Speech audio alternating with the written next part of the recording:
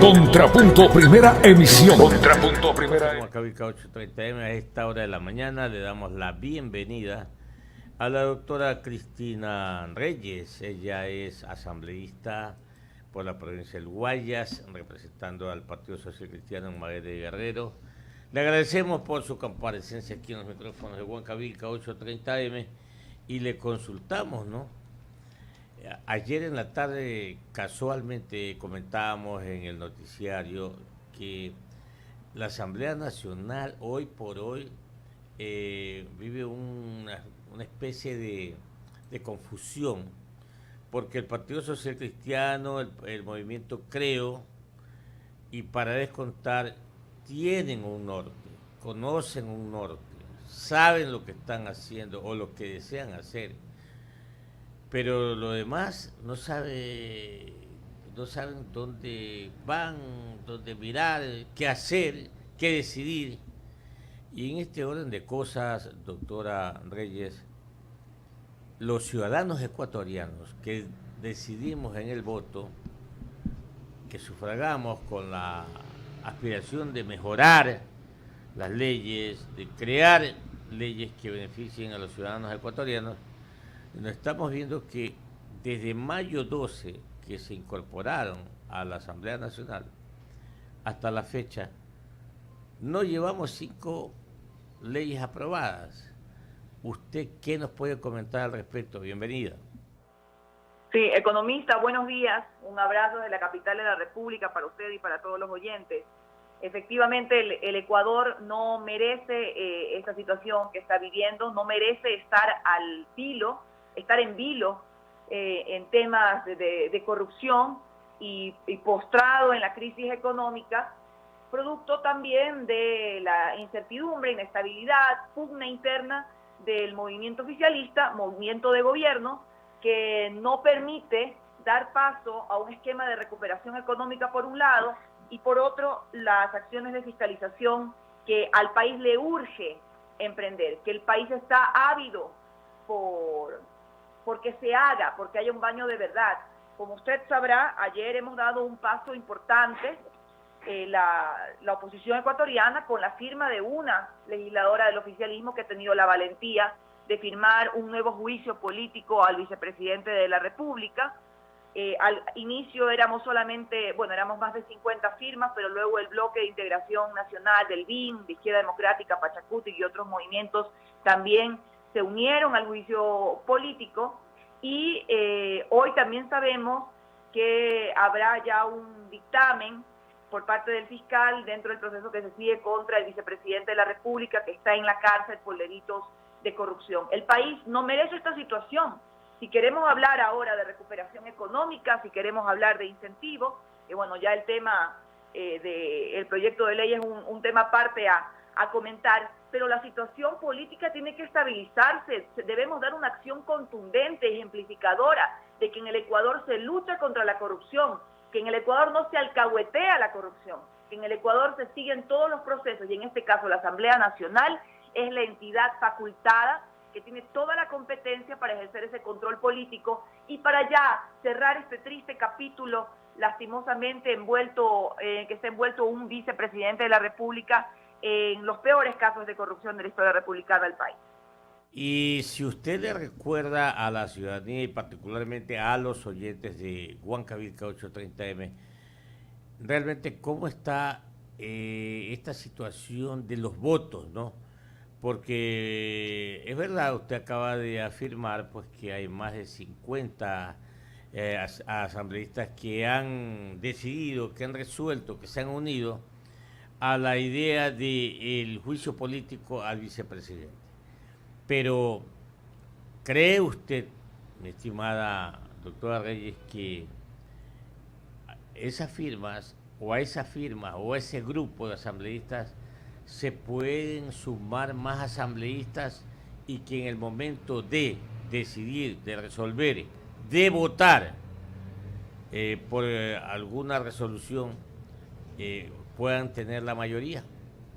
Bueno, vamos por partes. En la primera parte de su reflexión, por supuesto que ya se sumaron más asambleístas porque sí sorprendió que el juicio político sea impulsado por la oposición y no se hayan presentado inicialmente las firmas de algunos movimientos como Pachacuti, Izquierda Democrática, etcétera, pero luego ellos dieron una declaración por la tarde y anexaron sus firmas. Si usted ya se refiere a las firmas de Alianza País, eso ya es un tema de otro calibre y que el país sepa, no es posible que por una pugna interna en la que parece que descarnadamente se están peleando una presa, dejando al país al final, dejando al país como poca cosa, cuando aquí la prioridad es el Ecuador, cuando aquí la prioridad es la lucha contra la corrupción y como lo he dicho, la recuperación de una crisis económica que Alianza País creó, estos señores estén en una pugna pública que ya el país conoce y no hayan decidido al momento todavía suscribir el juicio político. Pero vamos por partes, porque esto tiene varios filtros, economistas. Un primer paso ya lo hemos dado, con la presentación, con las firmas, los requisitos, etcétera. Pero hay un primer filtro que hay que pasar, que es el Consejo de la Administración Legislativa, en la que allí veremos quién es quién, empezando por el presidente de la Asamblea Nacional y los miembros de Alianza País de ese consejo, si van a dar paso o no a este juicio político que ya bloquearon y ya blindaron en la ocasión anterior, cuando hay pruebas contundentes contra el vicepresidente, en el caso Singe, en el caso Petroecuador, de Odebrecht, en la cárcel. Bueno, hoy habrá un dictamen que creo que será también contundente para esta investigación. Bueno, luego usted sabe que esto irá a la Corte Constitucional, sigue un proceso que de continuar y de darle luz verde, llegaría a la Comisión de Fiscalización y finalmente al Pleno. Luego ya estaríamos en una etapa de hablar de que se necesitarían las 2/3 partes para una censura al vicepresidente de la República, porque aquí no es que esto tiene que pasar de agache y dejar, como dicen los señores de Alianza País, que la justicia resuelva. Sí, la justicia tiene que seguir su camino, pero ¿dónde está el control político y la responsabilidad política que tenemos que reivindicar como legisladores? Pues en la Asamblea Nacional. Y ya, pasadas todas estas etapas, pues veremos quién es quién y si realmente podemos llegar a un proceso de destitución a un vicepresidente que nos avergüenza a los ecuatorianos. 6:50 en Huancavelica 8:30 M. Doctora Cristina Reyes, sí, es verdad, el CAL, el Consejo, la Comisión de Administrativa y Legislativa, CAL, la Comisión, sí, está bien, sí. Comisión de Administración Legislativa del Ecuador, puede aprobar, le puede dar trámite, y ustedes ya en el Pleno decidirán.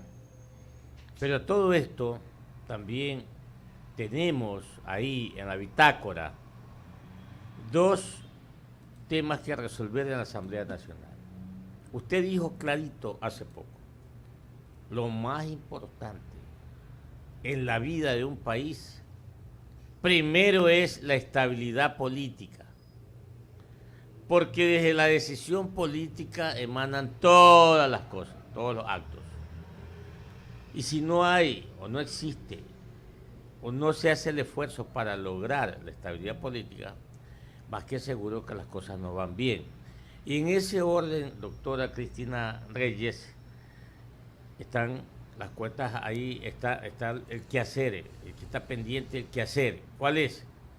Hay un proyecto de ley de reactivación económica, que ya hay o existen las reacciones que indudablemente se encuentran molestas de parte de los sectores productivos porque ellos pensaban otra situación, una situación que mejore, que vaya realmente a reactivar la economía, y lo que nos encontramos son más impuestos. Ya su partido, el Social Cristianismo y Mayra Guerrero, ya le han dicho al país que esperan votar de una forma nominal, porque ustedes votarán siempre al no impuesto, al no incremento de impuestos, a la no creación de nuevos impuestos. Eso cuando hablamos del tema de la ley de reactivación económica, el proyecto. Y luego tiene usted la proforma presupuestaria, que tienen que calificarla ahora hasta diciembre. Y este proyecto de ley que tienen que calificarlo en 30 días, porque así lo envió el presidente de la República. Entonces, ¿qué hacer ahí? doctora Cristina Reyes, porque hay esos dos temas pendientes, esas dos tareas pendientes, que todos queremos que ustedes lo hagan de la mejor forma posible, porque así, siendo así, nosotros todos los ecuatorianos vamos a beneficiarnos. Cuéntenos. Sí, bueno, sobre su primera reflexión de la estabilidad política, es absolutamente necesaria para la estabilidad económica de un país, porque las inversiones llegan a un país cuando hay seguridad jurídica, cuando hay institucionalidad y cuando su clase política brinda ejemplo de respeto, ejemplo de priorizar los temas que el Ecuador necesita, que en este caso ya sabemos, una recuperación económica en vista de un modelo que ha implementado el oficialismo durante 10 años, que lo único que ha hecho es encarecer el costo de la vida del país, pérdida de empleo y por supuesto que una deuda voraz que la tenemos que pagar todos los ecuatorianos. Y este gobierno, que ha existido mucha expectativa e incluso hasta esperanza por parte de algunos sectores de que las cosas cambien, yo me temo que el modelo continúa adelante, únicamente que con un rostro más amable. Este proyecto que habla de la recuperación económica del país, de ninguna manera con una economía en crisis, una economía en recesión, una economía que no crece, sino que decrece cada año, va a tener un impacto favorable con más impuestos. Los fines principales del proyecto son, por un lado, y es parte de mis preocupaciones, la masificación de la utilización de los medios de pago electrónico para que la gente quizá tenga menos control sobre los dólares, sobre el billete real, el dólar, la platita, constante y sonante, porque ya sabemos hay algunos impuestos a quienes hagan retiros de sus depósitos, de sus ahorros, imagínense ustedes, del 0.5 al 2%, por más de $4,000 para personas naturales y empresas. Y por otro lado, como ya usted lo dijo, economista, más impuestos para afrontar ¿qué? El déficit. Y un déficit que es producto de despilfarro, de gasto público improductivo y de corrupción durante 10 años. Entonces, ¿por qué tenemos que ser los ecuatorianos? Porque tiene que ser básicamente la clase media la que pague los platos rotos. Y también las familias ecuatorianas, porque a veces creen que el esquema es aumentémosle los impuestos a las empresas, aumentémosle los impuestos, los aranceles a las importaciones, cuando no creen que la afectación va directamente a las familias ecuatorianas, porque se encarecen los costos de producción, se encarecen se encarecen los productos y por ende el precio va a trasladarse ¿a quién? A la familia, al ecuatoriano, al consumidor. Eso es lo que no ven. Ellos hablan, aquí podríamos hablar técnicamente de todos los impuestos que se van a subir a través de esta proforma, pero a mí realmente mi preocupación es que el impacto vaya a ser en definitiva a las familias ecuatorianas, porque se va a encarecer más. Un país, para volverse competitivo, necesita incentivos para producir, y para eso, en una economía en recesión como la nuestra, debería haber aplicado lo contrario, menos impuestos y con menos gasto improductivo, y ahí a la proforma presupuestaria, que todavía habría que hacerle muchos ajustes. Y luego la necesidad de llamar a la inversión extranjera, pero la inversión extranjera viene a un país con un clima favorable para invertir, que lastimosamente no lo hay en el Ecuador, con excesiva carga tributaria, con costos excesivos, lo que nos vuelve menos competitivos, y también por último sin ningún incentivo tributario, únicamente para las microempresas. Eso es parte de las cosas buenas, digamos, que tiene el proyecto. Pero ¿qué de las medianas y grandes empresas que también quisieran venir a invertir a ese país? Por otro lado, se elimina el impuesto al rural, las tierras, cuando el impacto es realmente, según estoy revisando, en el presupuesto general del Estado, mejor dicho, en la recaudación del sistema de rentas internas, tan solo de $7 millones. Entonces, pues nos meten como un caramelito ahí bonito dentro de una proforma que lo único que hace es aumentar los impuestos en el Ecuador. Las 6:57 en el Ecuador continental. Ya estamos aquí con el compañero Lenín Artigas, que tiene inquietudes para usted, doctora Reyes. Buenos días, economista. Buenos días, Patricia. Buenos días, Cristina. ¿El gobierno tiene los votos necesarios para aprobar la proforma, para aprobar el proyecto de reformas económicas? Buen día para usted. Bueno, Lenín, en vista de esta pugna interna, ellos eran 74, acaban de hacer una declaración de que mantienen la unidad del bloque. ¿La unidad para qué? No lo sabemos. Ya habría que aterrizarlo cuando este proyecto empiece a discutirse dentro de la Comisión de Régimen Económico y Tributario.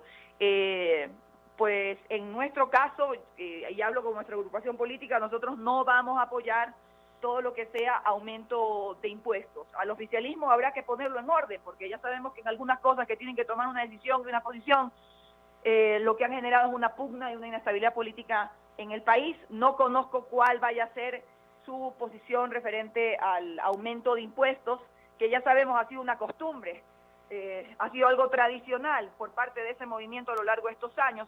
Esta debería ser la reforma tributaria número 23, si recordamos las 22 anteriores que el expresidente Correa implementó en este país, volviéndolo, como he dicho, un país caro para producir, con una carga tributaria alta y poco competitivo respecto a nuestros competidores más cercanos como Perú y Colombia. Y una costumbre también ha sido que desde la presidencia de la República se defina el espacio que ocupa la oposición. Mire usted cómo el presidente Moreno los termina dejando a ustedes y a otras organizaciones políticas entre dos aguas, apoyándolo en la consulta popular y rechazando sus propuestas económicas. Bueno, Ledín, parte de la democracia es tomar posiciones y en este caso defender principios como lo hemos hecho. Una cosa es hablar de la consulta popular y de las preguntas que éstas incluye, que intentan en primer lugar desmontar todo un aparataje del correísmo que ha instaurado la corrupción en este país, la impunidad en este país, los puestos a dedo de autoridades de control que ya sabemos lo que han ocasionado, un contralor huido, una trama de corrupción nunca antes vista en este país. Y la consulta popular es un tema que ya hemos tomado una decisión de apoyarla y de impulsarla porque pensamos que es lo positivo para el Ecuador. Y por otro lado, pues ha sido parte de nuestras banderas de lucha de campaña el oponernos a más impuestos, menos aún cuando estamos en una economía, como lo he dicho, en recesión, en una economía que no crece sino que decrece, en un país caro para producir, donde no hay empleo, donde no hay incentivos. Consideramos que es una equivocación por parte del equipo económico del presidente Moreno, que por cierto es el mismo equipo económico del expresidente Correa, de aumentar los impuestos y que sean los ecuatorianos los que tengan que pagar la factura del despilfarro y la corrupción del gobierno anterior. Entonces, bueno, hay dos posiciones que no creo que sean contradictorias, cada una tiene su justificativo, depende de en este caso, pues, por un lado, una reforma institucional y política que propone el presidente, que nos parece coherente, saludable, positiva para el país, y por otra, una propuesta en materia económica que consideramos equivocada y que podría perjudicar a una economía, como ya lo he dicho, en recesión. Una última pregunta, Cristina, cuando son las 7:01 de la mañana, estamos en diálogo con Cristina Reyes, asambleísta del Partido Social Cristiano Madera de Guerrero, de la Alianza. Sí, es coherente, son coherentes los postulados políticos del presidente Moreno, así como a muchos les ha sonado coherente sus postulados que refieren a la lucha contra la corrupción. Ayer se presentó una solicitud de juicio político y pocas horas después se anunció también que 47 de los 74 legisladores del ex bloque de Alianza País están con el presidente Moreno. Sin embargo, de esos 47 legisladores que lo respaldan abiertamente a Moreno, solo una firmó esa solicitud de juicio político. ¿Qué se espera? ¿Cuál debería ser la lógica, si es que existiera la lógica en política, en relación al juicio político al vicepresidente Jorge Glass? Ya hay 47 que no están a las órdenes de Rafael Correa. ¿Se debería contar con esos votos también para una eventual censura del vicepresidente? Bueno, primero que esta pugna del movimiento Alianza País, que lastimosamente la han elevado a categoría de Estado, como si eso fuera parte de la prioridad del país, y que parece que se están autoextinguiendo entre ellos, como yo lo dije, como peleándose una presa, como si eso le importara al Ecuador, pero claro que sí influye en cuanto a la estabilidad política. Quizá una lectura de que solamente haya una firma, cuando muchos de ellos en pasillos nos dicen que sí hubieran estado dispuestos a firmar, que les parece pues insólito, impresentable la situación de un vicepresidente corrupto, que ellos no quisieran verse vinculados con un vicepresidente. Distinto es de un grupo ya férreo correísta que sabemos defiende a ultranza al vicepresidente de la República, están claramente identificados. No sé si a lo mejor ellos estén esperando, porque resignan sus competencias como legisladores, ya a lo mejor ya no a firmar el juicio político, pero sí a esperarse al dictamen que hoy se va a emitir dentro del juicio de asociación ilícita contra el vicepresidente de la República, no obstante las otras investigaciones de cohecho, etcétera, que el fiscal ha iniciado, de ese dictamen para luego ya tomar una posición pública, porque ese es el problema de estos señores, ellos como que confunden lo que es un proceso judicial que tiene efectivamente, no solamente está ya procesado el vicepresidente y está en la cárcel y es probable que hoy va a recibir un dictamen que pensamos va a ser acusatorio, sino que nuestro control político respecto a su responsabilidad política es otra cosa que no tiene nada que ver con lo judicial. Pero ellos muchos dicen no, que la justicia se pronuncia, esperemos un poco. Pues son muchas lecturas, Lenín. Está claro que su indecisión les está pasando una factura muy grande, porque ahora no hay cómo andar a medias tintas, o uno lucha contra la corrupción o uno la protege. Y nosotros hemos decidido, por supuesto, que luchar contra la corrupción no se le puede poner una vela a Dios y otra vela al diablo. Y estos señores van a tener que tomar una posición ya en cualquier momento. El primer filtro será el CAL, y ahí veremos los votos, empezando por el presidente de la Asamblea Nacional. Ya sabemos cuáles son los correístas que, digamos, votarían en contra y cuáles aparentemente podrían dar luz verde al proceso. Todo tiene etapas, filtros, bloqueos, lastimosamente. Ya lo iremos viendo. Será el país el que juzgue quiénes están del lado de la corrupción y quiénes la protegen. Quiénes están del lado de la corrupción y quiénes luchan contra ella. 7:05 de la mañana, dialogando con la asambleísta Cristina Reyes de los registros del Partido Social Cristiano y María de Guerrero. Usted, Patricia Ruiz, tiene inquietudes para... Sí, buenos días, asambleísta Reyes. La Contraloría aún no se pronuncia con respecto a la deuda que tiene el Estado con los jubilados de los 2.800 millones de dólares. ¿Cuál es su opinión con respecto a este tema, ya que usted siempre ha estado haciéndole seguimiento?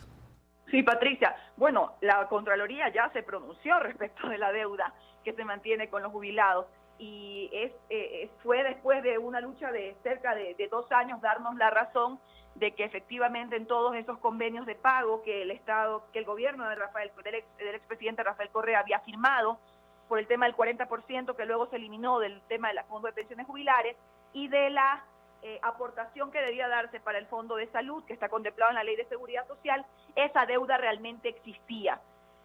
No obstante, que de una manera arbitraria, inhumana por parte de Richard Espinosa, presidente del directorio, y algunos de sus directivos que ya han sido notificados, incluso con un proceso de destitución por parte de Contraloría, borraron esa deuda para pagar la salud de las personas, de nuestros jubilados y las personas con enfermedades catastróficas.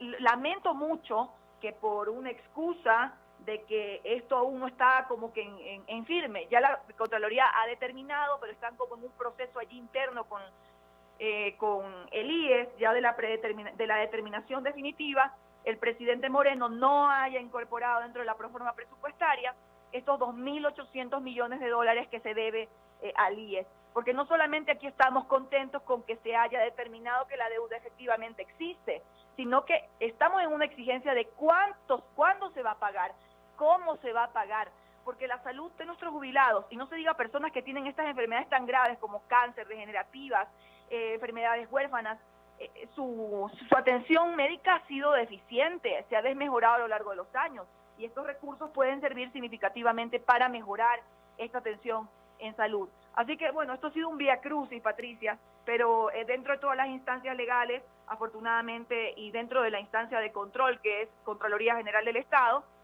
sí se ha determinado que la deuda existe y esa deuda, tarde o temprano, los gobiernos van a tener que pagarla.